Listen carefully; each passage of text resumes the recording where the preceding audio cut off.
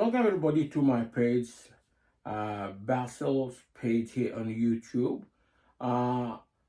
For you might be the first time for you to come to my page here, especially in my YouTube page. I'm mainly promoting music and I'm mainly doing advice, especially for all people. Like as long as you as a human, yeah, my words always come to you.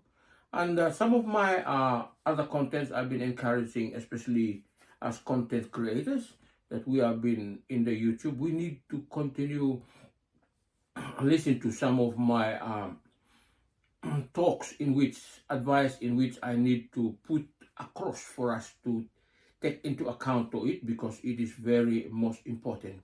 Today I want to share and I want to talk about how to make money begin with a small amount of money you have got.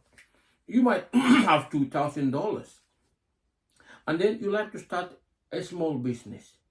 And then you try to identify what type of business you want to go into it or invest your money into it. That is very important. Take note that in any business, it is your investment. It is your saving that you are putting into that business, and that you must expecting that that business must give you a return.